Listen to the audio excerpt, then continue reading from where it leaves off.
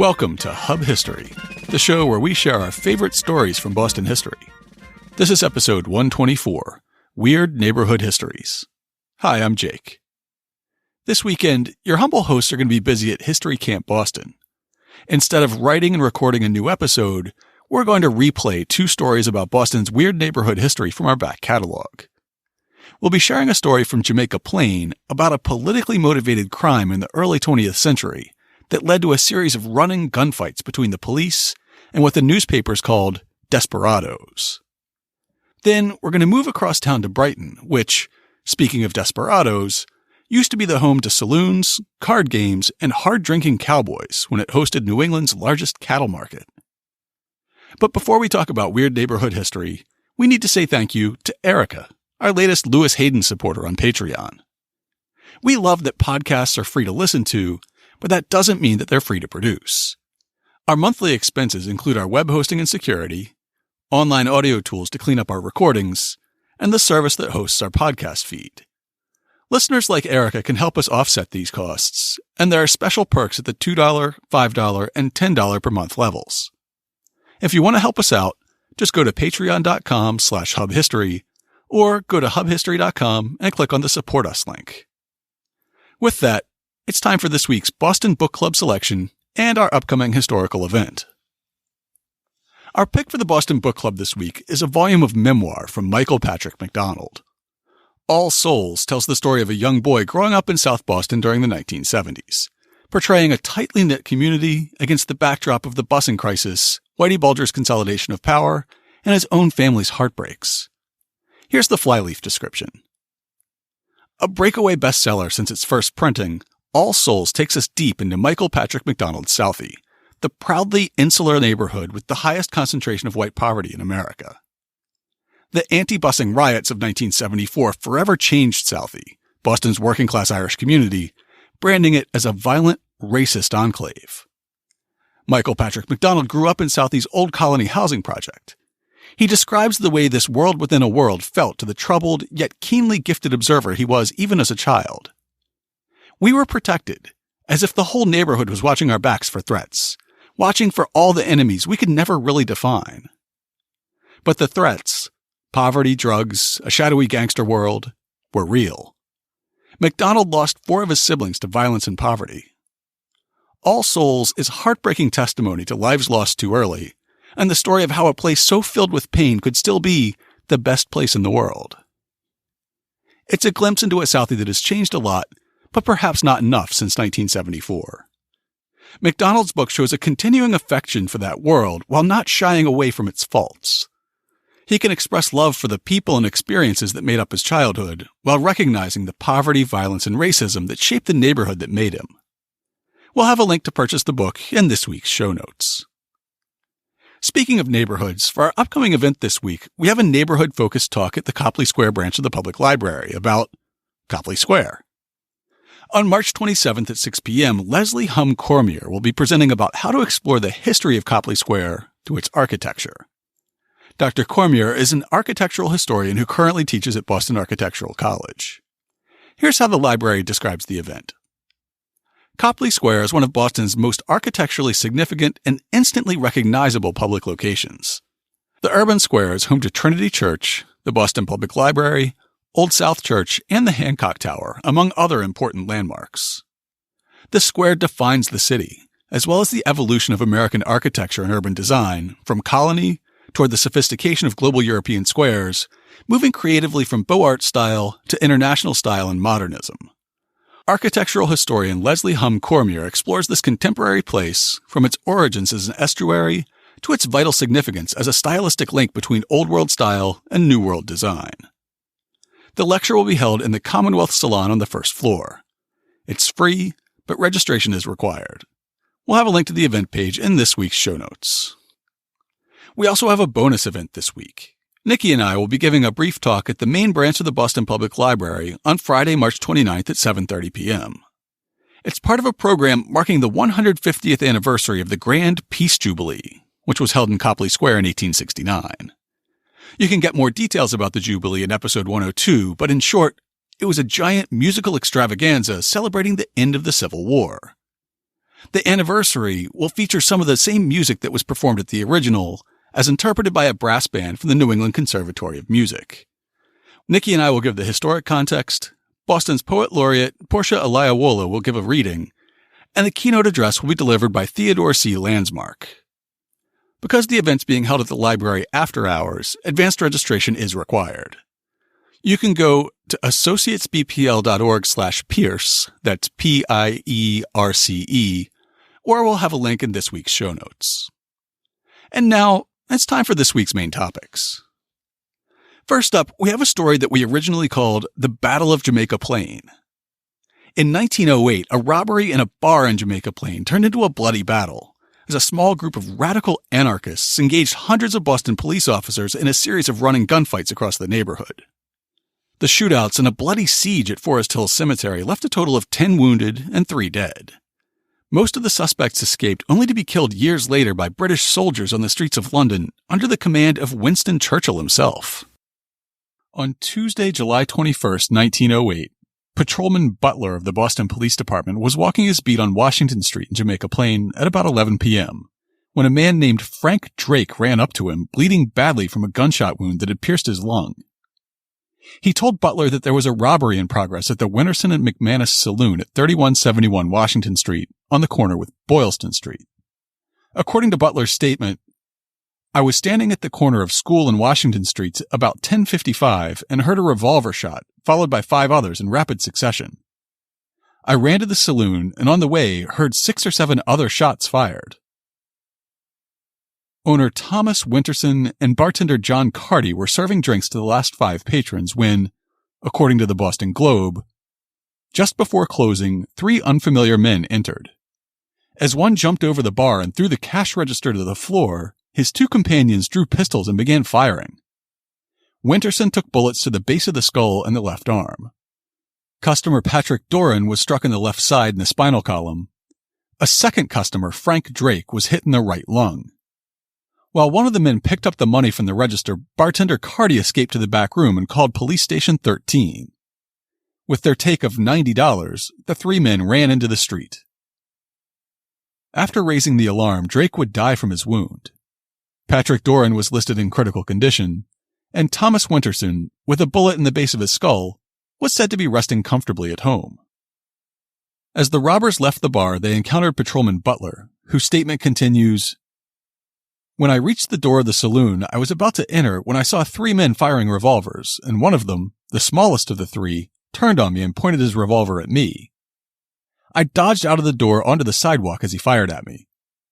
I did not have my revolver out, and I got into a doorway in the next building to take it out, when at that moment the 3 men ran out of the saloon and across the street and into the lot where there are some old cellar walls. I fired at them. Someone cried out to me, 'Don't shoot these men. The men you want ran down Washington Street.' That warning, which may have actually come from someone who was acting as a lookout for the robbers, threw Butler off the scent. Trying to catch up to the escaping gunman, he jumped onto a passing streetcar that was headed to the right down Washington Street towards Green Street. I got onto a passing car and rode as far as Green Street, but could not see the men. I got off the car and jumped into a carriage that was going in the opposite direction and was driven to the police signal box at the corner of Washington and School Streets and telephoned Lieutenant Bodenschatz about the shooting and asked him to send me help." In the meantime, while Butler was riding a streetcar in the wrong direction, 2 witnesses chased the 3 men who he had shot at across the street and up Chauncey Place, now Chilcott Place, where they took a left and cut through the backyards to School Street, then down School Street to Washington, where they ran through Eggleston Square and disappeared down Columbus Avenue. I was told by a citizen that the men I had fired at were the right men, that a woman had told him that she had seen them running through Weld Ave and down Washington Street toward Roxbury. I telephoned Station 13 that fact, and Station 10 was notified. I went to the station as quickly as I could and looked after the wounded until the physicians and extra police arrived. Are you confused yet? Don't worry, we are too. We'll put a map showing the route the robbers took during that chase and the subsequent pursuits in the show notes this week. The city was already on edge when the violence escalated the next day. The Globe reported, at 7 o'clock on the evening of July 22nd, Two of the yeggmen involved in the raid at the Winterston and McManus saloon were in a running gun battle through the streets of Jamaica Plain. Wait a minute. Are you calling these guys the Eggmen? That's Yeggmen, not the Eggmen, as in the John Lennon lyric, I am the Eggman, they are the Eggmen. I am the walrus. Goo goo gajoob. From this point on, many of the news stories we looked at referred to the group of robbers as the Yeggmen. It's used across multiple newspapers, so it must have been widely used slang at the time, but we weren't familiar with the term. Luckily, grammar bloggers Patricia O'Connor and Stuart Kellerman tracked down the origin of the term. They dug up a reference to a bank robber named John Yegg, who was active in the late 19th and early 20th centuries, with the first mention in print being at a bank industry conference in 1900. A report on bank robbers mentions $540 stolen from the Scandinavian American Bank in St. Paul, Minnesota on August 9, 1899 by professional sneak thieves was returned to the bank in an express package. When the money was returned, there was allegedly a note inside the package from John Yegg & Co., which said, "Having been hounded by the detectives all over the country, we concluded that the wisest thing to do was to make restitution." O'Connor and Kellerman didn't quite take this tall tale at face value, saying, "This story about fearful outlaws returning their loot sounds too good to be true. We suspect that Pinkerton's National Detective Agency, which handled security for the American Bankers Association, may have embellished it. However, Pinkerton's is probably responsible for popularizing the use of the term Yegg and Yeggman for a burglar or a bank robber, especially one who roams the country and cracks safes with explosives." In a September 15, 1901 interview with the New York Times, Robert Pinkerton, who ran the detective agency's New York office, said, "This class of men have become very expert in the use of explosives. The stuff for blowing open safes is carried from place to place in rubber bottles or hot water bags. And if they are discovered by the police, the Yeggs claim that they are lung protectors," Pinkerton added. The Pinkerton agency certainly had good PR, and before long, Yeggman was a common term, as seen in the Boston Globe when they called the suspects in this case Yeggmen, or just Yeggs. A passerby recognized two men walking down South Street outside Monument Square in Jamaica Plain just after 7 p.m. on July 22nd as the shooters who had fled the saloon the night before. He flagged down patrolman Edmund Inglis and pointed them out, and Inglis immediately began chasing them. The Globe reports on the chaotic scene that followed. In an exchange of shots at the corner of South and Child Streets, patrolman Edmund Inglis took a bullet to his left leg. Nearby, Mrs. Mary Fallon was shot through the right side of her face while walking to the store with her child. The men fled down Child Street. In a field at the corner of Child and Lee Streets, Patrick McGinn and Edward Whiteman were both shot in their legs. The fleeing Yeggs turned right on Lee Street and then left on Keys, now McBride, toward Washington Street. At the intersection of Washington and Keys Streets, Boston Elevated conductor Thomas Moore was shot while stepping off his streetcar, suffering a broken leg. Here also, John Nolan, foreman of the Ross Twine factory, was shot in the right side, seriously injuring him. Again, if you're having trouble tracking this, we'll have a map in the show notes this week. The Globe continues, "From there, the desperadoes continued to Forest Hills Street, where they turned and ran for Forest Hills Cemetery. At the entrance to the cemetery, Herbert Knox, a watchman at the cemetery, was shot in the abdomen and later died at Emerson Hospital." So in the initial robbery, the group had shot 3 people, killing one of them. In this next chase, 7 people were shot, including the cemetery security guard who was killed, a woman walking to the store who was hit with a stray round, and the cop who was wounded. What reason did the outlaws have to shoot at 2 men standing in a field or a streetcar operator? The vague language in the news coverage makes the modern observer wonder how many of those who were injured were caught in the crossfire. How many were hit by bullets fired by the pursuing police? When word was relayed from Station 13 to police headquarters that the outlaws had been chased into Forest Hills Cemetery, reinforcements began pouring in from around the city. Streetcars and horse-drawn wagons brought upwards of 250 armed patrolmen to Jamaica Plain. By this time it was 8 p.m., and officials worried that it would be getting dark soon. Forest Hills is a very large cemetery encompassing about 225 acres, bounded by Morton Street, Canterbury Lane, and Walk Hill Street, with one side backing up into the neighborhood above Hyde Park Avenue. It was established in 1848 during the early days of the craze for garden cemeteries, which were meant as rural, park-like settings in which to bury and mourn the dead, rather than interring them in a local churchyard. Across the river in Cambridge, Mount Auburn had been the first garden cemetery in 1831, and Roxbury followed suit a few years later. As a garden cemetery, there were ponds, hills and valleys, and groves of trees, not to mention headstones, all of which would provide excellent cover for a group of desperate criminals to open fire from in the gathering darkness. Instead of sending officers into what might very well have been an ambush, commanders surrounded the park with cops and sent automobiles with mounted searchlights into the neighboring streets. If the gunmen were still in the park, the police wanted to make sure they'd be trapped there until morning. They would soon get their confirmation, as the Boston Globe reported. At 8:15 that night, 3 patrolmen were stationed on Walk Hill Street on the south side of the cemetery. One robber was seen approaching by the fence, and they drove him back with shots from their revolvers. An hour later, one of the men threatened to break out again, and again was driven back with shots. Patrolman Edward McMahon had been keeping watch on the west edge of the cemetery, in the back of 80 Woodlawn Street. At 9:20 p.m., he heard a noise at the cemetery fence, and when he came out into the light to investigate, he fell with a gunshot wound to the abdomen. His fellow officers returned fire in the direction of the shots, but with no apparent effect. The rest of the night was quiet, as the police waited for daylight before closing in on the yeggmen. Before dawn on July 23rd, a force of about 200 police officers began combing slowly and methodically through the cemetery, trying to flush out the bandits.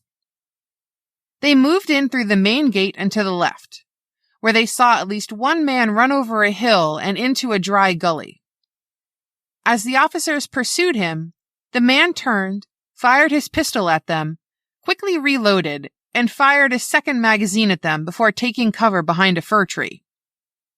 The police responded with a protracted barrage that only slowed when it became clear that no more shots were coming from the suspect. A superintendent, a chief inspector, and one patrolman all ran forward and checked behind the tree. The suspect was sitting upright with his back against the tree. The next day's Globe describes what unfolded then. Chief Watts grasped him about the throat, while Patrolman O'Sullivan wrenched the revolver from the unresisting fingers. "He's dead," the chief said, but the announcement made no impression upon the police. The force of armed men surged down the gully, frenzied with rage, crying, "Kill him! Finish him up! Make an end to him!" Get back! Get back!" shouted Superintendent Pierce and Chief Watts, but the patrolmen paid no attention to the command. They were for seizing the body and doing it violence. Inspectors Douglas and Wolfe jumped beside the superintendent and the chief inspector and joined them in resisting the frantic policemen. Chief Watts and the others struck the patrolmen, knocked them down, and fought them off for several minutes until the excited men regained their senses and dropped back. In a story on August 1st, 1908, the Globe reports on a statement by Commissioner O'Meara in response to criticism of the police handling of the siege in the cemetery. It noted that there were 238 policemen of all ranks on duty at Forest Hill Cemetery, not the 600 claimed by some. 149 men stood guard, while 89 entered the cemetery. Of those, it was determined that 67 fired 208 shots. After pointing out that the 2 missing fugitives could have left the cemetery before the police cordon was in place, the commissioner stated, "I have studied the events of the night with greater interest, perhaps, than any other man can have, and I do not see wherein the plan could have been improved, even if the work were to be done again." Witnesses placed the dead man at the scene of the robbery in the saloon, as well as the first chase and shootout. He was soon identified as Edmund Gutman, an immigrant from Latvia. Police at first thought that they had killed the suspect, then became convinced that he had killed himself.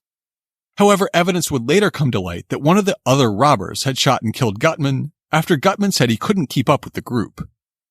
A friend and fellow Latvian, later identified as Pulka Muravits, killed him with a single shot, so there would be no chance he could talk to investigators. The 208 rounds fired by the police had hit nothing. As the smoke cleared and the police got their tempers in check, it became clear that clues left at the scene pointed toward a mystery woman, who might be their only link to the remaining shooters. Meanwhile, as things were beginning to settle down in the cemetery, police arrested a streetcar conductor named Hugh McDougall as he walked down Morton Street just outside the cemetery fence. A search found that he was carrying a revolver, but witnesses on the scene immediately attested that he hadn't been involved in the shooting. Nevertheless, he was arrested and processed, then released on bond the next day. At about the same time, a police officer named Buckley was patrolling the edge of Arnold Arboretum near South Street in the Arborway. He saw a suspicious man in the park and called out to him, but the man began running away from tree to tree. Buckley fired at him but missed, at which point he would later claim that the man brandished a revolver and shouted with a comical Italian accent, "I'll get you yet," before disappearing into the Arboretum. While investigating this incident, police got a report from two brothers who lived on nearby Jamaica Street. They had hung their jackets over chairs in their apartment kitchen and gone out for a while. When they came back, their jackets were gone, replaced by two coats that didn't belong to them, one of which was soaked in blood. While the police had been fighting over Gutman's body near the Morton Street side of the cemetery, they left the Canterbury Street side unguarded. The other two outlaws simply climbed over the fence, went down Canterbury to Walk Hill Street, then turned right onto Hyde Park Avenue before crossing the railroad tracks and slipping into Arnold Arboretum, where they encountered Patrolman Buckley. With Buckley's report of an encounter with an Italian man waving a gun, Italian Americans all around the city were identified as possible suspects. Officers at South Station arrested Giuseppe Di Vico because they thought he matched the description of a suspect, and because he ran when they chased him. Francesco Sperduto and Seppa Pascal had been arrested in Dedham the day before on unrelated charges, but were found to match descriptions of the escaped robbers. Despite sparse evidence, Sperduto, Di Vico, and Hugh McDougall would all stand trial for the murder of the night watchman at Forest Hills. All were acquitted after a key witness, when pressed on his identification of Sperduto, testified that he wouldn't want to swear to it because they, meaning immigrants, all look so much alike. Despite the early focus on swarthy Italians, sandy-haired Latvian immigrants soon became the suspects of the investigation. Edmund Gutman had been the foreman for a crew of gypsy moth exterminators working in the Middlesex Fells. Shown a picture of the crew, witnesses picked out two other Latvian-American workers, Peter Plod and Andrew Jacobson, as the men who led the police on the second foot chase across Jamaica Plain. Sources within the Latvian community said that they were members of a violent anarchist cell, of which Gutman had been the leader. Another member of the cell, Peter Swear, was said to have acted as a lookout on the night of the holdup in the bar, and might have given the warning that allowed the other three to escape Patrolman Butler during the first chase. We've discussed anarchism on the show before, because Sacco and Vanzetti were proponents of the philosophy, and because some people blamed anarchist terrorists for the Great Molasses Flood, though that turned out to just be bad engineering. In short, anarchists believe in a stateless society, or at least in a society in which all forms of hierarchy are leveled. As the old monarchies of Europe tottered on the edge of collapse, and labor unions and leftist organizations became more powerful around the world, anarchism drew more adherents. At the same time, anarchists began preaching the power of the propaganda of the deed, using violent actions to inspire more people to join the cause. Around the world, bombings and attacks on monarchs and nobles were attributed to anarchists. In the U.S., President McKinley was assassinated by anarchists in 1901, and bombings and other attacks would continue through the 1920s. One form of propaganda by the deed was known as expropriation, robbery and burglary carried out in resistance to the very concept of private property. Apparently, our band of radicals was trying to resist the private property rights of the Winterston and McManus saloon by expropriating all the money that was inside it. Soon, police learned that Peter Plod had returned to Latvia, and they assumed that Andrew Jakobsen and Peter Swear had left the country as well. Dozens of Latvian Americans who had been rounded up for questioning were freed. For the investigation to continue, the cops had to focus on the clues found with Gutman's body in Forest Hills Cemetery. One was a lady's handkerchief, embroidered with the initials LM. The other was a blood-stained letter, in what everyone at first assumed was Gutman's own handwriting. It was addressed to a Miss L. Morin, in care of a Mrs. Rosenwald, at an address near where the saloon had been held up. The Rosenwalds denied knowing Miss Morin, but other sources soon filled in the details. On July 26th, the Globe reported, Leontine Martin, to whom the final note was addressed, was traced to 43 Union Avenue in Jamaica Plain. It was learned that Morin, 20 years old, was married, but living under her maiden name since her husband had gone west seeking employment. Upon locating her residence, the police went to 43 Union Avenue, searched the premises, and took an unnamed couple into custody. They were questioned at Station 13 and held for further interviews. Morin was not the woman found. Saying that Morin's husband had gone west in search of work may have been a euphemistic way to refer to a divorce or separation that society would have disapproved of at that time. The Globe describes the close relationship that developed between Peter Plod, the actual letter writer, and Leontine Morin. Sometime after arriving in the U.S., the Plods moved into 53 Jamaica Street, opposite the home of Christopher Spruta, where the outlaws later left their blood-soaked coats. At the time, the Morin woman was with them. Miss Morin was known within the Latvian community to be very fond of Peter Plod. Eventually, the Plods and Miss Morin moved to 3302 Washington Street near Green Street.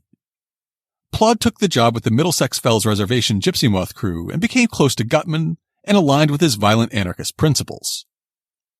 Plod and Andrew Jakobsen, another Latvian Gypsy Moth crewman, began defrauding installment stores, buying furniture and clothing, and reselling it without first paying the full amount. In time, they came under pressure from agents of the sellers. Plod fled to Philadelphia, disappeared from sight, and Leontine Morin returned to her parents. When the heat died down, both Plod and Morin returned to Boston, where they allegedly fell back in with Gutman's anarchist cell not long before the saloon robbery. After missing her at 43 Union Ave and finding a new address abandoned, police staked out her parents' house in Lawrence and searched a friend's apartment on Ruggles Street in Roxbury. Finally, after almost 3 months had passed, the BPD tracked Leontine Morin and her sister to New York City that October. The young women were working as dressmakers. With the help of the NYPD, the Boston police interviewed both Morins at their home on 170th Street. Both women were interrogated at length before the Boston Police Department announced that they were no longer persons of interest in the case and that the investigation into them would be dropped. When the police decided to clear Miss Morin, their last lead went cold and the case slowly faded from the headlines and from memory. If you'd like to learn more about the showdown at Forest Hills, check out this week's show notes. But wait, the story isn't over yet. It's not? No. The case went cold for almost 6 years, but then Boston police got a tip from the local Latvian community that the answer to the riddle of the missing shooters could be found in London. In 1914, Inspector Thomas Lynch of the BPD was assigned to travel to merry old England to investigate. Upon Lynch's return, the February 7th, 1914 edition of the Newport Mercury gives some indication of how far the story departed from what everyone thought had happened. Notorious Jamaica Plain bandits have all been killed, Tragic deaths, in keeping with their lives of bloodshed, have come to 3 Boston bandits, according to an official announcement by the Boston Police Department. Edmund Gutman was killed in the cemetery, the police say, by his companions because he felt himself unable, on account of physical weakness, to keep up the fight against the law. Pulka Murovitz was shot in London and Fritz Svars was burned to death when the police destroyed a house in which a number of anarchists of that city had taken refuge. That is the police story, which does not agree, however, with contemporary versions of the Battle of Forest Hills, which stated that Gutman was shot to death while fleeing from the cemetery.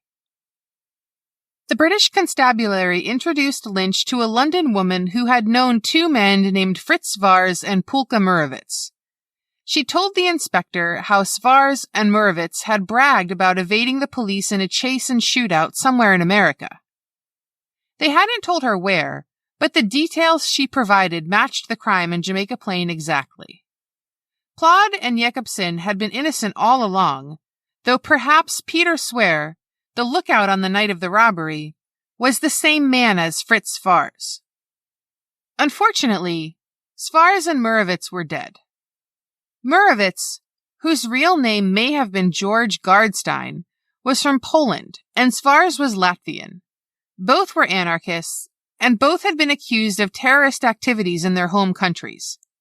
And in January 1911, they were both killed in a shootout with police, following one of the most notorious crimes in London history.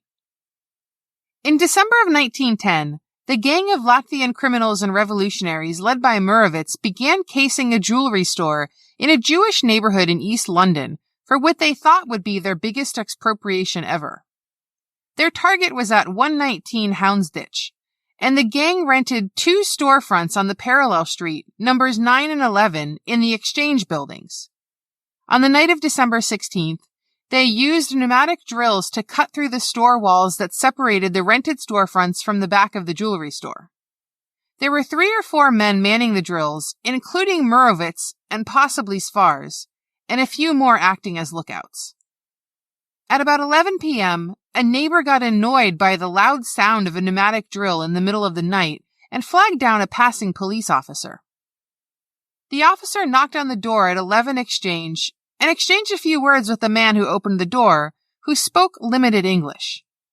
The short conversation was enough to raise the constable's suspicion, and he called for backup. Before long, there were 7 officers assembled in the alleys around 11 Exchange Place, all of whom were armed with billy clubs, as was standard for the time. At about 11:30, Sergeant Bentley knocked on the door of number 11 again. Murovitz answered, and when he went to get a fluent English speaker, Bentley walked inside, along with Sergeant Bryant and Constable Woodhams. When they were all inside, members of the gang opened fire with pistols, badly wounding Bentley, Bryant, and Woodhams. Bentley would die the next day, while Bryant and Woodhams would survive, but with permanent disabilities. The gang then ran out of the building, where more police officers moved in to arrest them. A Sergeant Tucker was immediately shot in the heart and killed, but Constable Choate managed to tackle Murovitz. Multiple members of the gang fired, hitting Choate at least 12 times. Choate was killed, but Murovitz was also wounded in the confusion. The gang carried him along, but the next day Murovitz bled to death in his apartment. Later evidence would show that he had killed Edmund Gutman in Forest Hills Cemetery when Gutman couldn't keep up with Svars and him. Now he too had been killed by friendly fire. The doctor who had been attempting to treat him called the coroner, who in turn called in the police. This led to a chain reaction of events as police slowly unraveled leads on the case, identifying members of the gang and tracking down their hideouts. By New Year's Day 1911, the Metropolitan Police and London City Police had located the gang's hideout at 100 Sydney Street, not far from where the crime had taken place. On January 3rd, officers moved in. Just after midnight, they set up a perimeter around the block and began moving neighbors out of their homes to create a free fire zone. Soon, Svars and another member of the gang were alone on the block. At 7:30 in the morning, police knocked on the front door and began throwing stones at the windows to get the men's attention. As soon as they were awake, the Latvians began firing out the windows at the police, most of whom were only armed with revolvers. One sergeant was wounded, and the outgunned police force fell back under cover and began laying siege to the house. Scotland Yard called the Home Office, where Home Secretary Winston Churchill gave his permission to call in the military. A detachment of sharpshooters from the Scots Guard took up positions around the house at 10 a.m., where they were soon joined by the Home Secretary himself.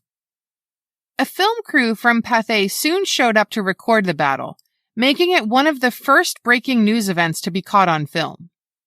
The resulting newsreel footage and press photographs show Churchill's dour round face peeking from behind a wooden door, with police behind him holding shotguns and soldiers in front of him firing rifles. One account even says that a bullet went through his trademark top hat, but I would take that with a grain of salt. While he observed the fighting for hours, the only command Churchill gave was to the London Fire Brigade. At 12:30 p.m., it became apparent that 100 Sydney Street was on fire, and Churchill ordered the fire chief not to risk his men in trying to fight the fire while both sides were still shooting. Soon after the fire started, one of the conspirators stuck his head out of the window and was promptly shot in the face. Hours later, when the shooting had stopped and the fire was out, the body of the other shooter, Frank Svars, aka Peter Swear, was pulled from the rubble. The death of the last Jamaica Plain bandit had been personally directed by future World War II Prime Minister Winston Churchill, and the story would inspire two movies: Alfred Hitchcock's 1934 The Man Who Knew Too Much, and the 1960 film The Siege of Sydney Street. Yet, somehow, the dramatic events in Jamaica Plain that led up to one of the most famous crimes in London history have mostly been forgotten. Next up, we're going to tell you about an era when the independent town of Brighton was home to all the elements of a Western movie. There were cattle drives, stockyards, saloons, and stampedes through the street. Drovers brought herds of cattle, sheep, and even turkeys from all over New England, and cattle buyers fed the growing appetite of Boston's slaughterhouses. Before it was tamed, unruly Brighton was our own little Wild West. What could be a more iconic vision of the Wild West than a cattle drive? Perhaps as embodied by John Wayne in the 1948 film Red River. We're going to Missouri with 10,000 head. I want you all to know what you're up against. We got 1,000 miles to go. 10 miles a day will be good.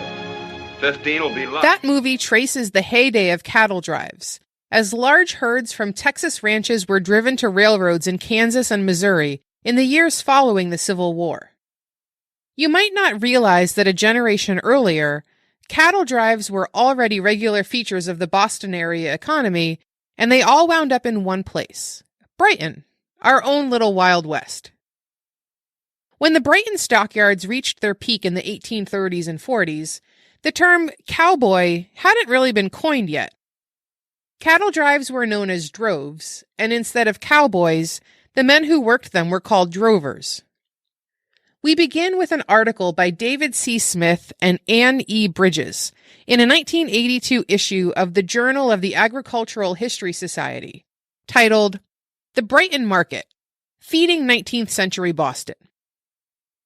Droves in New England were relatively small, averaging approximately 200 per drive. Animals were branded or tagged in their ears. On the first day, a half-dozen men with long whips moved the cattle out on the road. For the remainder of the drive, 3 men would be sufficient. Dogs were not often used, even with sheep. A drive from Franklin County, Maine to Brighton usually took about 14 days. Maine was a primary source during many of the market years for beef cattle, sheep, and especially working oxen, milk cows, and animals used for stores. Its place in the beef cattle trade went back a very long time. The first drive south to Boston came as early as 1645. John Mason, one of the first proprietors, immediately began importation of Danish cattle when he began settlement in 1631. Heavy importations occurred through 1633.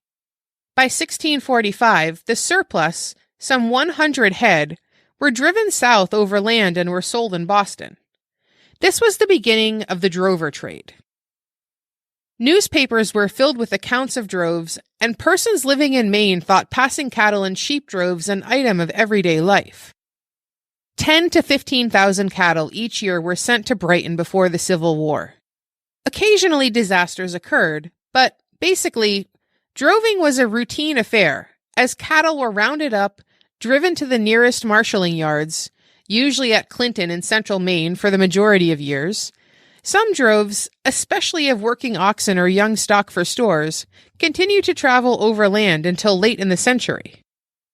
A passage in an 1843 edition of the charmingly named Louisville magazine, The Dollar Farmer, a monthly publication of practical and scientific agriculture, describes the scene as drovers from Maine, Vermont, western Massachusetts, and other cattle-raising regions converged on Brighton for the market held every Monday. During nearly the whole day of Monday of each week, the roads leading from Brighton to the neighboring towns are filled by little squads of cattle, sheep, and hogs, which are marched off to the place of execution, where they are dressed for the market, then transported to the city in wagons and placed in the butcher's stalls ready for sale. Even before the herds reached Brighton and the market was convened, drovers and buyers might meet in surrounding suburban communities and reach a deal, as seen in a report on the agriculture of Massachusetts, published in 1841. In times of a quick market, droves of cattle and sheep are often waylaid a day's or more journey from the market, and sales are effected without their reaching Brighton. Large numbers of the droves reach on Saturday night the resting places within such a drive of the market as is easily accomplished on Monday morning. At these places, the Lord's Day is too frequently desecrated by these premature negotiations, and the gathering of the droves towards the market proves many times a troublesome annoyance in the sober part of the community in the vicinity of the great avenues. The Wild West-style antics of those involved in the cattle trade continued to annoy the sober part of the community, both in the suburbs and in Brighton. Drovers and cattle traders quickly became known for heavy drinking, high-stakes gambling, and occasional crime and violence. That 1841 agricultural report shows what an increasingly temperance-minded community thought of the drovers in their midst. The facilities for intemperance and gambling, which have sometimes existed at Brighton, have been dreadfully prejudicial to the drovers and others who visit there and are obliged to remain there or in the capital for some days, without occupation, for the return of the weight of their cattle. Young men coming from the interior with cattle for sale are often ruined by here being entrapped and laying the foundations of fraud and drunkenness. If there is a place in our community, Brighton is one, where the friends of sobriety should combine their forces in this great cause of order and humanity, and where the banner of total abstinence should throw its broad folds to the breeze. Along with falling victim to the temptation of drink and gambling, drovers could fall victim to real crimes as well. You may be thinking of the cattle rustling we've all seen in westerns, but where is the sense in stealing a herd that you then have to sell, when you can simply wait and steal the money that a drover got for selling the herd instead? Cattle trading was a cash business, and that cash attracted criminals. Smith and Bridges tell the story of one unfortunate cowpoke on the way home from the Brighton market. Drovers often carried large amounts of money and were sometimes the target of attacks. The most significant of these occurred in Waterville, Maine in 1847. A number of stories circulated about this event, but apparently a local doctor actually murdered a drover for his purse of $1,500. A ballad was later written about this. For the roots of this mini Wild West, we have to go much further back in our nation's history. As Smith and Bridges alluded, cattle drives have been coming to the Boston area since the 1600s, but the livestock trade began to center on Brighton during the Revolutionary War. After the battles at Lexington and Concord in April 1775, militia units from around New England streamed into Cambridge and Roxbury to keep the British regulars trapped in the peninsular town of Boston. This sudden influx of hungry soldiers dramatically increased the demand for food and supplies beyond what local farmers could provide. In the community known then as Little Cambridge, an entrepreneurial family named Winship recognized the opportunity that was at hand. Longtime Brighton-Alston historian William Marchione introduces them. The Winships, who originally hailed from Lexington, settled in Brighton just before the outbreak of the American Revolution. Cambridge, of course, served as the headquarters of the Continental Army in the 1775 to 1776 period, and General Washington's troops badly needed provisions. Jonathan Winship Sr. and Jonathan Winship II, father and son, responded by putting out a call to the farmers of Middlesex County and other outlying areas to send their cattle to Little Cambridge. As this livestock arrived, the Winships purchased and processed it for the army. The importance of the Winship contribution to the Patriot cause was noted by Willard M. Wallace in his Military History of the Revolution. There were so few hungry soldiers in the siege lines around Boston that winter that one might say it was with food, rather than with troops and arms, that Washington kept the British locked up in the city. The Brighton cattle market continued to prosper after the war. By 1790, Jonathan Winship II had become the largest meat packer in Massachusetts, putting up some 5,000 barrels of beef a year for foreign markets alone. When Cambridge's town government failed to repair the Great Bridge that linked Little Cambridge to Harvard Square and points north, and made other decisions that threatened the well-being of the local cattle industry, the residents of Little Cambridge resolved to secede from the parent town. They won legislative approval of separation in 1807, choosing the name Brighton for the new corporate entity. Over the next 2 decades, the newly independent town of Brighton slowly built up its infrastructure to support the cattle and livestock trade. As Boston grew and other markets served by the Brighton stockyards grew, the facilities to house livestock and the people involved in their trade had to grow as well. Smith and Bridges pick up the tale. On October 8, 1816, the Massachusetts Society for Promoting Agriculture held its first annual cattle show at the market site. By 1818, the shows were successful enough for a hall to be erected at the market on land donated by the Winship family, who were still in control of the market. Soon, a hotel, called the Cattle Fair Hotel, was built and began business at the market square. Behind the hotel, stockyard pens were built stretching parallel to Main Street. These yards, the hotel lobby, and Main Street were the central market until the hotel was raised in 1850. Some attempt was made in 1831 to 32 to hold the sales at the fairgrounds as well as at the hotel square, but this was not very successful, and the hotel continued to be a major focus of activity. Founded in 1830, the Cattle Fair Hotel Corporation was the second corporation established in Massachusetts. The company was a large landholder in Brighton and owned 2 assets vital to the cattle trade in New England. The first were the Brighton stockyards themselves. The second was the large hotel, located between today's Market and Leicester Streets, that catered to the farmers, drovers, buyers, and other wheelers and dealers that came to the market. As described by William Marchione, the Cattle Fair Hotel, with its 100 rooms, grand ballroom, and great dining room, was the largest hotel in the Boston suburbs. The hotel's manager in the early 1830s, Zachariah B. Porter, later founded the Porter House Hotel in Cambridge, from which Porter Square and the Porter House Steak derived their names. Bostonians rode out along the Mill Dam Road, now Beacon Street, and Mill Dam Extension, Lower Commonwealth Avenue, to the cattle fair to avail themselves of the liquid refreshments available in its giant saloon, which was said to be the largest watering hole in New England. Of course, cattle weren't the only livestock being bought and sold at the cattle fair in Brighton. There were also pigs, sheep, and poultry, all of which were also driven to Brighton on foot. Smith and Bridges introduce us to some of these other herds. Driving sheep was similar to driving cattle, although fewer people were needed to do the work. After about a day, sheep moved steadily, stopping to eat by the verge when they wished, then falling into line behind others who had walked along. Sheep droves were larger. 600 to 1,000 were often moved in a drove. Poultry was also sold at Brighton.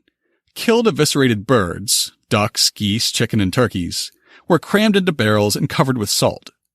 These birds were sold in the fall, especially as Thanksgiving became a significant holiday after mid-century. Drovers experimented with droves of live birds. Reports of turkey drives from Vermont and Maine are accurate, although the numbers of animals is unknown. Peter Gilbert of Vermont Public Radio describes how a mid-19th century turkey drive would have worked. Before railroads, the only way to get turkeys from Vermont to market in Boston was to walk them there. And that, throughout much of the 19th century, is exactly what Vermonters did, including Vermonters from the northernmost parts of the state.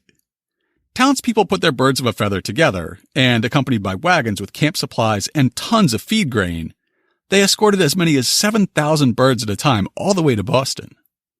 Drives of 3,000 to 4,000 birds were common in the 1820s and 30s. Historian Charles Morrow Wilson says that about 1,000 birds was the minimum necessary to make the 150 to 350-mile trek worthwhile. It was a long haul. The flocks could only make 10 to 12 miles a day, and at least one drover was required for each 100 birds. Boys scattered shelled corn feed in front of the birds so they would walk forward, while others herded from behind. Flocks might spread out for more than a mile, ranging in width from a few feet to 50 yards. To protect the birds' feet on such a long hike over rough terrain and November's frozen ground, Vermonters sometimes coated the birds' feet with warm tar. They lost about 10% of the turkeys to forded rivers, foxes, hungry farm families they met en route, and other perils of the journey. Whether they were driving cattle or sheep or even turkeys, drovers who brought their herds to Brighton in the 1830s and 40s were arriving at the peak of the market's popularity. It was an era when local populations were booming, demand for meat was high, and railroads were just beginning to have an impact. Refrigeration, which would eventually allow meat to be processed near where it was raised rather than where it was consumed, was still decades in the future. Market Day in Brighton was such a large to-do that it could be nationwide news. Even in the fruitful agricultural region of Kentucky, the Louisville dollar farmer looked to Brighton as a possible model to emulate. The Brighton Cattle Fair. When we were in Boston last summer, we requested a friend to give us an account of the manner of conducting of the cattle fair at Brighton, thinking that perhaps there might be something in it worthy of imitation in our western cities. We have received the following, which will be found interesting. We trust that a fair of this kind will be established in this neighborhood.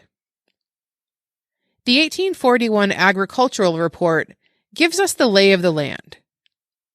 The great cattle fair of the state, and indeed of New England, is held at the beautiful village of Brighton, about 6 miles from Boston, on the Monday of every week.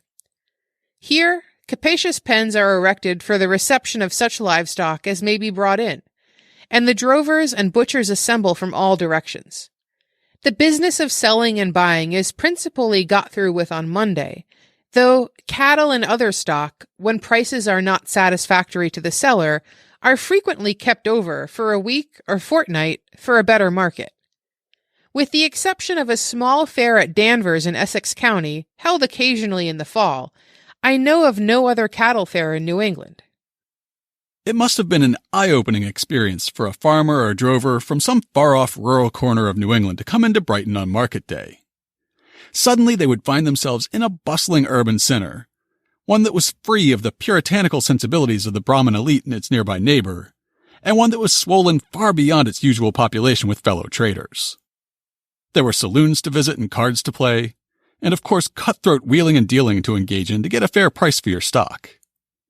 In an 1841 notebook that he kept while living at the Brook Farm Agrarian Commune in West Roxbury, Nathaniel Hawthorne described his experience at the Brighton Cattle Fair. On arriving at Brighton, we found the village thronged with people, horses, and vehicles. Probably there is no place in New England where the character of an agricultural population may be so well studied. Almost all the farmers within a reasonable distance make it a point, I suppose, to attend Brighton Fair pretty frequently, if not on business, yet as amateurs. Then there are all the cattle people and butchers who supply the Boston market, and dealers from far and near, and every man who has a cow or yoke of oxen, whether to sell or buy, goes to Brighton on Monday. Most of the people were of a bulky make, with much bone and muscle, and some good store of fat, as if they had lived on flesh diet, with mottled faces too, hard and red, like those of persons who adhered to the old fashion of spirit drinking. Great round-paunched country squires were there too, sitting under the porch of the tavern, or waddling about, whip in hand, discussing the points of the cattle. There were also gentlemen farmers, neatly, trimly, and fashionably dressed in handsome trousers strapped under their boots. Yeomen, too, in their black or blue Sunday suits cut by country tailors and awkwardly worn. Others, like myself, had on the blue stuff frocks which they wear in the fields, the most comfortable garments that ever were invented. Country loafers were among the throng, men who looked wistfully at the liquors in the bar and waited for some friend to invite them to drink. Poor, shabby, out-at-elbowed devils. Also, dandies from the city, corseted and buckramed, who had come to see the humors of Brighton Fair. All these, and other varieties of mankind, either thronged the spacious barroom of the hotel, drinking, smoking, talking, bargaining, or walked about among the cattle pens. The Louisville Dollar Farmer describes what those pens would have been like and how the drovers put them to use. You may remember that, in coming from Cushing's Garden last summer, we passed through Brighton, and I pointed out to you the Cattle Fair Hotel and the pens adjacent thereto. This hotel and the pens belong to a company who leased the hotel and grounds, and drovers, coming in to market their cattle, are allowed the use of the pens for the purpose of disposing of their cattle. There is no system about the matter except what is observed at a barber's shop of first come, first served as to the use of the pens. The cattle are generally driven into the immediate neighborhood on Saturday or Sunday, and on Sunday evening or very early on Monday morning, the cattle are placed in the pens where they remain until they are disposed of, which is usually during Monday afternoon. That 1841 agricultural report gives an idea of the scale of a single market day in Brighton. The number of head of cattle of all descriptions brought here frequently exceeds 8,000 on a market day. 5,000 sheep have sometimes been driven there in a single day. And then an 1846 edition of the New England Farmer magazine picks up the tale. The cattle, sheep, and hogs which change hands at the weekly Brighton Fair are scattered in every direction to supply the vast market which is furnished by the thickly populated region within 50 miles of Boston. About 200 head of beef cattle are purchased every week by dealers or cattle brokers from New Bedford, Taunton, and Fall River, whither they are driven to supply the butchers of those places and their neighborhoods. As many more, perhaps, go to Lowell, Salem, Danvers, and other neighborhoods are supplied in the same manner. About 500 are slaughtered weekly in Brighton, or 25,000 a year for the Boston market. Beef was the main focus of the Brighton Cattle Fair, and one of the staple foods in Boston and throughout New England. It was not, however, the only product up for sale on a typical day in Brighton. That 1841 report describes all the different types of cattle that were offered for sale. The cattle principally consist of young stock for wintering, working oxen, milk cows with their calves, and fat cattle for barreling and for the retail market in the city and vicinity. Then Smith and Bridges described the various fates of these different classifications of bovines after they were sold. Beef cattle were slaughtered for table use. Older, tougher animals were sold for barreling cattle or mess beef. Beef appeared the year around, with a season for barreling cattle running from mid-August to mid-November. Fancy or Christmas cattle were sold in December. Farmers divested themselves of excess and surplus animals in the fall. Yearlings, 2- and 3-year-olds, or young stock, were brought in great numbers to Brighton where they were sold as stores cattle. These stores cattle were not slaughtered, but were driven to western Massachusetts or to the Connecticut Valley, where they were fed all winter, often stall-fed in fact, and then returned to Brighton for sale and slaughter in the spring. The stores cattle season usually began the last week in August and was finished by Christmas. Working oxen, sold in pairs or yokes, were offered throughout the year. The peak season occurred after the lumbering season was over in Maine, as farmers sought good, strong, well-broken animals for their work. These animals were often resold at Brighton in September and October for work in the lumber woods again. The numbers of oxen tended to diminish after the Civil War as horses and machinery replaced them, but they were still being auctioned in small numbers into the 20th century. Drovers rented pens from the proprietors who were, for a long time, the Winship family. The animals were driven to the central auction site near the hotel, then to the scales, and finally to pens of their purchasers or to the slaughterhouse. all this was done with relative ease, although contemporary accounts stress the dust and the noise. Sales beginning at 9 o'clock were terminated at noon when a large bell was struck, then commenced again at 1, and were ordinarily finished at 4. The Louisville Dollar Farmer describes how a sale would have been made at the Brighton market. The butchers from Boston, New Bedford, and the large towns in this vicinity meet the drovers at this hotel and dicker with each other for beef, pork, or mutton in their own way. Some selling their cattle by the head, some by gross weight, and some by net weight. And in the latter case, the butcher drives off his cattle after making the price and takes them to his slaughterhouse, which may be 5, 10, or 50 miles distant, and, in a day or two, meets the drover at some place agreed upon, generally at some hotel in Boston, and brings with him on a slip of paper the net weight of the cattle and pays the money as agreed upon at Brighton. The drover relying upon the honesty of the butcher for the weight of his cattle, and I am told that it has scarcely, if ever, been known that any dispute or difficulty arises in consequence of this mode of dealing. The 1841 report on Massachusetts agriculture reiterates this downtime that drovers had while waiting to get paid, but casts some doubt on the claim that there were scarcely any disputes or difficulties because of the practice. The drover generally waits for 2 or 3 days until he gets the returned weight of his cattle after being slaughtered and receives his money. Not only did this waiting period give a hard-working drover time to be tempted by the sins of drink and gambling, it also gave them an opportunity to be cheated by fraudulent buyers, as the report continues. It is extremely desirable that the system of buying and selling by live weight or on the hoof should be adopted at Brighton.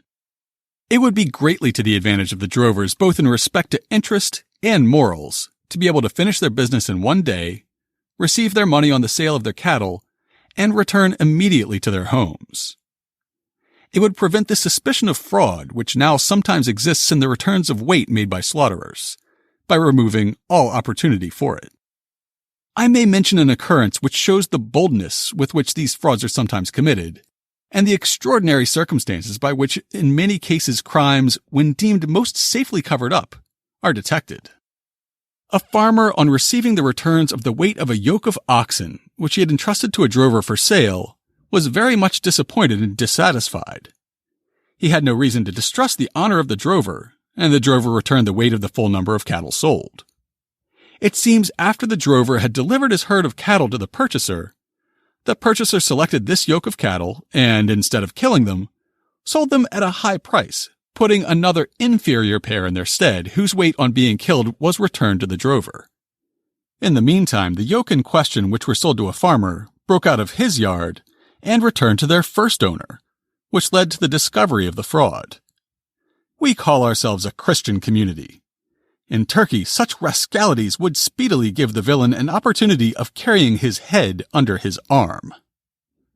The Brighton Cattle Fair had been founded in the days before railroads, but as it was reaching its peak, the railroads were being built out at the same time. The first railroads were built in Boston in the mid-1830s, and by 1834, the Boston and Worcester Railroad had a rail yard in Brighton. In the decades before refrigeration, this simply meant that the market could expand, as more cattle could be brought in from further afield without the delays and expense involved in driving them overland. Still, cattle drives and rail freight happily coexisted for a long time, as described in the New England Farmer in 1846, once rail lines were well established. The cattle are brought from various sections, some of them from a great distance, from Maine, New Hampshire, Vermont, and the western counties of this state, western New York, and even Ohio. Many are yet driven in the old way, but many more are transported by railroad. Cattle are now brought by railroad a distance of 200 miles in 24 hours. This distance, if they were driven, could not have been accomplished in less than a fortnight. Smith and Bridges, in their article in the Journal of the Agricultural History Society, describe how the growth of railroads enabled competing cattle markets to spring up in neighboring communities, yet overland cattle drives kept the Brighton cattle markets alive and well for nearly a century. By 1831 to 33, the market area had expanded away from the hotel somewhat as the trade grew. When the Fitchburg Railroad was built, a small subsidiary market grew up in Cambridge. Some animals were sold when they left the trains, but most were driven the short distance to Brighton for disposition. In the 1870s, a large Union stockyard was erected in Watertown, and many felt that the Brighton market would come to an end. Increasingly, sheep were sold on commission lots at Watertown, as were Western cattle. Brighton, however, continued to be the center of the trade as overland driving persisted throughout the 19th century. Apparently, the last land drives occurred at the market about 1910. They describe how, in the end, the railroad was incorporated into the standard business model at the Brighton Cattle Fair, allowing it to continue as an important part of the local economy well into the 20th century. Railroads at first took mostly fat cattle, while thinner cattle, store cattle, oxen, and young stock were driven overland. By 1852, more and more cattle moved by rail, however, and the percentage increased steadily. The numbers of railroad cars arriving at Brighton each week from all sources ranged from 170 to 200 by 1860. Some large shippers, such as Lambert Hastings, St. Johnsbury, Vermont, who began as a drover, shifted to the railroad entirely by 1855. He averaged over 15 carloads a week to Boston for the next 15 years. With the road schedules well known, a drover could leave Boston on Sunday, go to Maine or Vermont, purchase cattle, drive them to the depot, return with the drove to Boston, sell the animals, and be ready to leave the next Sunday to do it again. Drovers' cars remained a feature of Boston trains until about 1930. A drove of cattle overland through a town now brought much newspaper comment, as the railroads completely dominated the traffic. Of course, we haven't really touched on the uses for all those cows that were being driven into Brighton in the 19th century. A quick warning, the next few minutes will involve descriptions of the slaughtering and meatpacking industries and related businesses. We'll try not to be too graphic, but if you're sensitive to that sort of thing, you may want to skip forward just a few minutes. The number of slaughterhouses and related establishments grew steadily throughout the middle decades of the 19th century. By the 1860s, there were 50 to 60 slaughterhouses scattered around the town of Brighton. The 1841 Agricultural Report starts the accounting for all these slaughterhouses with the barreling operations. Barreling referred to the process of preserving salted meat in barrels for long-term storage. The cattle for barreling are taken at once to the large slaughtering and packing establishments, where they are disposed of accordingly. And fat cattle are likewise purchased for the butchers by the slaughterers, who kill and dress for $1 per head with the customary perquisites, or else purchase and kill on their own account and supply the marketmen in the city and vicinity with such beef and with such amounts of beef as they may desire.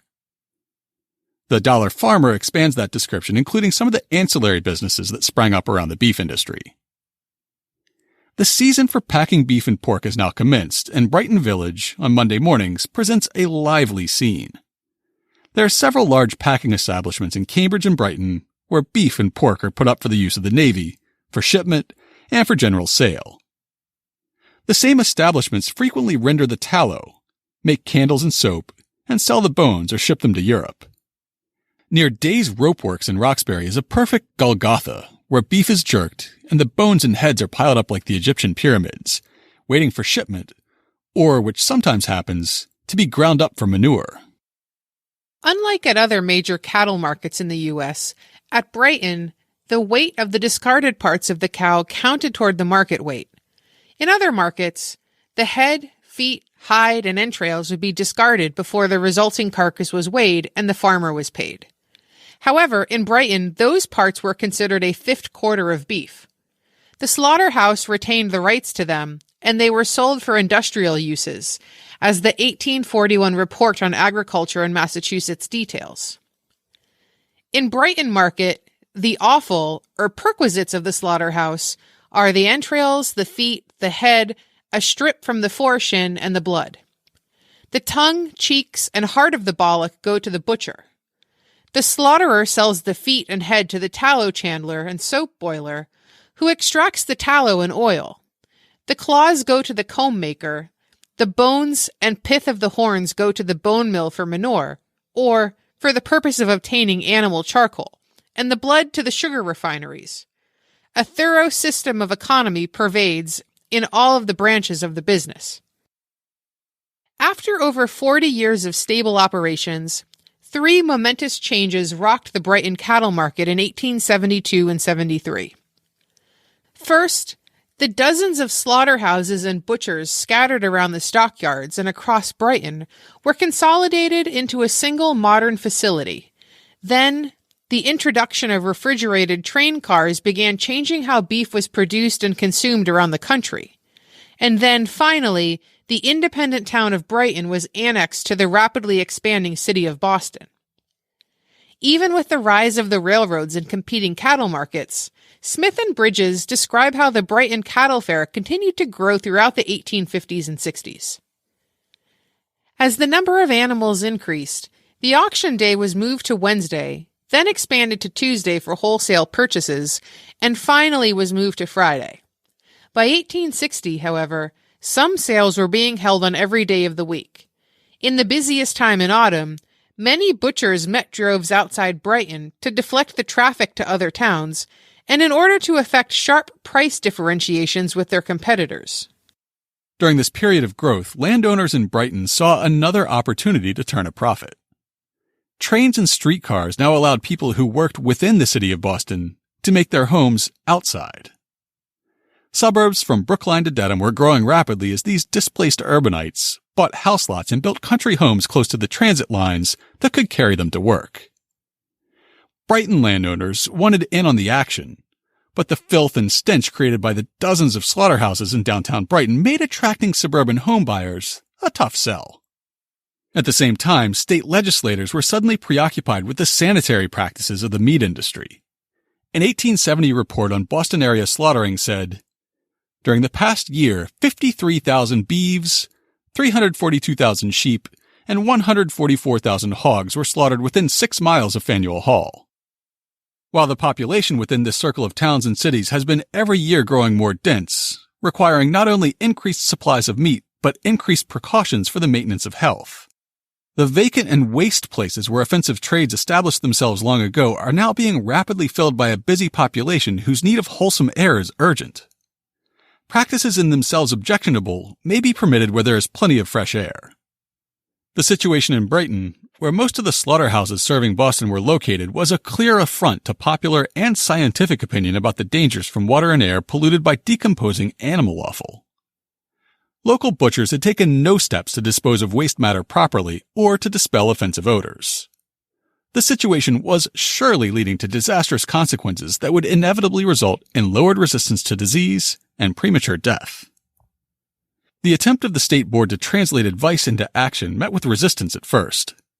Directives of the legislature had been thwarted by opposition from the butchers. In 1871, however, the board was given the power to enforce its recommendations and to close slaughterhouses which were found to operate in such a way as to endanger the public health. Moving with caution, the state board called a meeting of the Brighton butchers to inform them of the need to improve slaughtering conditions and stressed the hope that they would establish a new abattoir without further legal restraints. All through the year, individual establishments, particularly the largest and most influential, continued to oppose regulation. So in 1872, a new ordinance forced all of the slaughterhouses to consolidate into a single, new, modern, high-tech facility, as Smith and Bridges describe. In 1872, a new abattoir was built at Brighton on the Charles River so that vessels could bring animals direct to the slaughterhouse. The new buildings, 4 stories high, were able to handle 300 beef cattle each day. After slaughter, the meat was hung for 2 or 3 days in a cold room, where temperature was lowered by the installation of a dropped ceiling shielding 15 to 20 tons of ice, through which air was circulated by a series of ducts. In the slaughtering area, hides and offal were dropped through trapdoors to cars, which moved on tracks to dispose of their contents. Here was located the rendering house, which conducted its business by steam heat under pressure. Odor was virtually eliminated. In other areas of the building, the parts of the slaughtered animals were carried to their destinations by a series of pulleys and shafts, so the amount of physical work was diminished substantially. The ice for the cool rooms was transferred in the same way. This abattoir remained in use until the 1880s, when new chemically refrigerated plants were constructed. Just a few months later, another technological advance was introduced into the livestock industry. Though the impact of this one took longer to be felt, in the end, it would completely transform the meat business. In March of 1873, refrigerator cars were mentioned for the first time in the market reports, and in the next week, the price of dressed beef began to be quoted regularly in Brighton. That simple sentence from the journal article by Smith and Bridges belies how much refrigeration changed this business. For decades, the cattle industry had been growing in Texas and on the northern Great Plains, but the cattle were shipped to markets in Chicago, or back east to Brighton, Albany, and New York City. Before refrigeration, stock had to be slaughtered and meat had to be packed close to the hungry cities that would consume it. After refrigeration, the model was turned on its head. Suddenly, it made economic sense to slaughter cattle near where they were raised and ship the refrigerated meat back east to be purchased and eaten.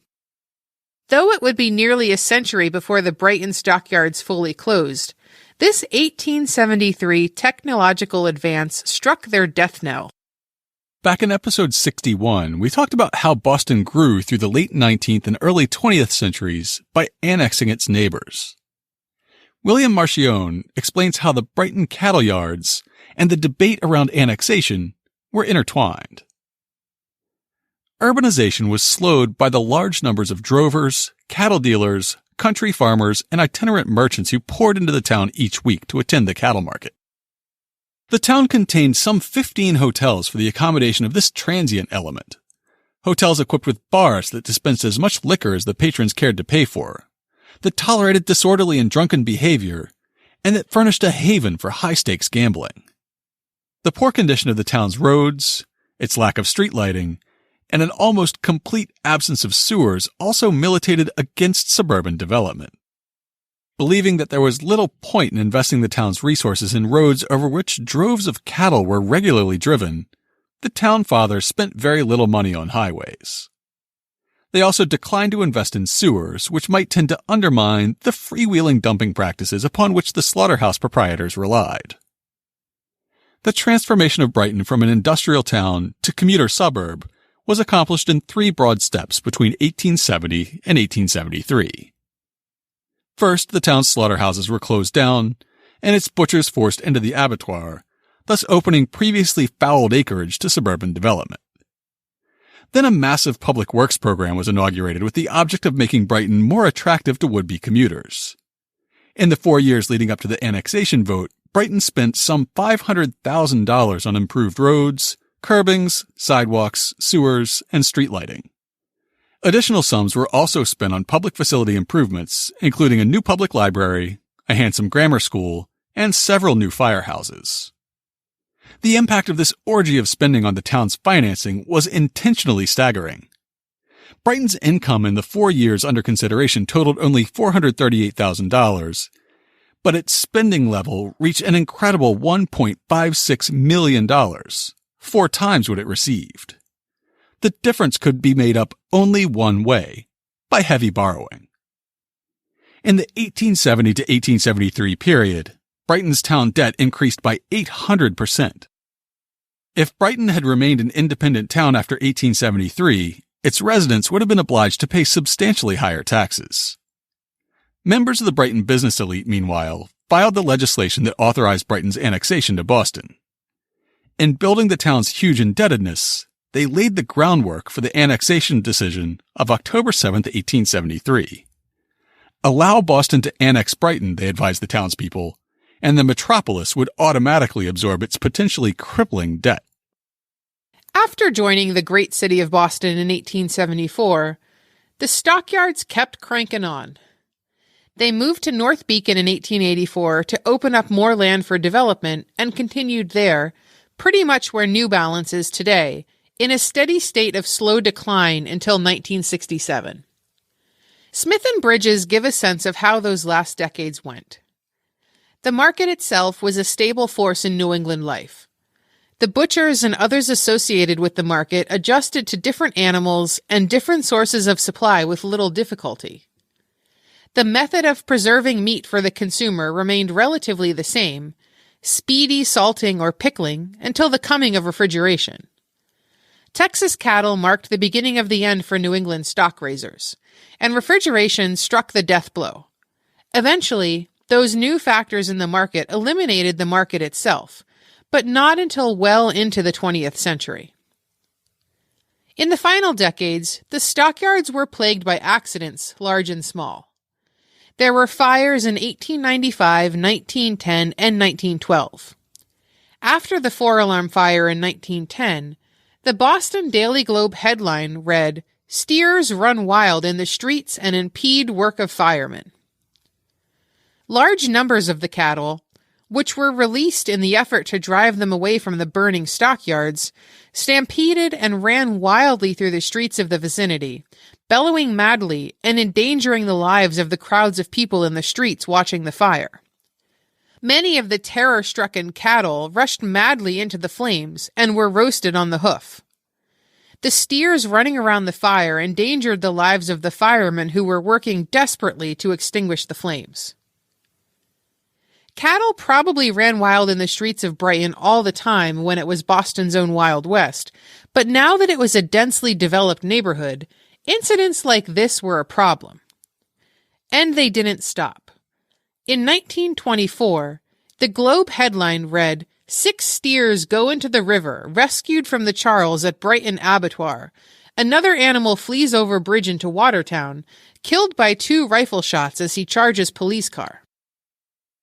7 steers, just arrived from the west, averaging 1,500 pounds each, made a sensational break for freedom as they were being unloaded from cattle cars on the Brighton Abattoir grounds. 6 of the steers took a shortcut to freedom across the Charles River, and their combined weight caused them to crash through the ice. They were nearly drowned, but were finally rescued after 20 minutes hard work by officers of the Brighton station of the Metropolitan District Police, assisted by abattoir men and others. The 7th steer dashed along the bank to the further end of the abattoir grounds, crossed North Beacon Street Bridge, and escaped into Watertown, where he was cornered in some bushes and killed by 2 rifle shots fired by Sergeant Dominic O'Connor of the Metropolitan Police. Until they were forced to start using trucks well into the 20th century, cattle were driven through the streets from the stockyards to the abattoir. Most of the time this was fine, but it occasionally led to what John Wayne might have called a The Boston police were called in on escaped cattle at least 5 times between 1936 and 1954. The Division 14 police station in Brighton kept special heavier shot shells in inventory to load their shotguns with when these escapes happened. D14 referred to the file noting instances where animals were shot as the cowboy files. An escape in 1954 led to a lawsuit against the stockyards that was still winding its way through the courts in 1962. In that case, a single cow escaped from an unfenced loading dock. By the time the farmer realized what had happened, the cow had a head start. It made it about a quarter of a mile with the farmer pursuing in his truck, before running into a worksite where a Boston Edison substation was being built and badly goring a construction worker. As the lawsuit brought by the worker's widow states, the cow was thereafter pursued by the police and shot. While that case was in process, the stockyards ran into an implacable force more powerful than fire, or even cattle stampeding through the city streets. In 1956, the unstoppable force of development in Boston came calling for the Brighton stockyards. That year, the Metropolitan District Commission voted to take most of the remaining land occupied by the stockyards in order to extend Soldiers Field Road and build the exit ramps connecting Soldiers Field to Market Street and Western Avenue. The remainder of the land taken was to be used for industrial development. Farmers opposed the measure, with the Globe reporting, a bill aimed at keeping slaughtering facilities on the area now occupied by firms in the Brighton abattoir was strongly supported by farmers and farm organizations yesterday. Elimination of the Brighton abattoir would definitely lead to the elimination of Brighton stockyards, which is the current price-setting market in New England, the Massachusetts Farm Bureau Federation stated. Their efforts were unsuccessful. In the end, Boston's Wild West came to an end, not with a bang, but with a whimper. A much-reduced stockyard operation limped along in Brighton until 1967, when it closed and moved to Littleton, Massachusetts, becoming the Farmers Live Animal Market Exchange. It is now the last livestock market in the state. Okay, that about wraps it up for this week. To learn more about our weird neighborhood histories, check out this week's show notes at hubhistory.com/124. We'll have links to all the sources we cited in both stories, as well as historic maps and photos to help you understand what happened. And of course, we'll have links to information about our upcoming event and All Souls, this week's Boston Book Club pick. If you want to get in touch with us, you can email us at podcast@hubhistory.com. You can call and leave a voicemail at 617-383-9255, and we'd love to play it on the show. We're Hub History on Twitter, Facebook, and Instagram. Or you can go to hubhistory.com and click on the Contact Us link. While you're on the site, hit the subscribe link and be sure that you never miss an episode. If you subscribe on Apple Podcasts, please think about writing us a brief review. That's one of the best ways to help others discover the show. That's all for now. We'll be back next week.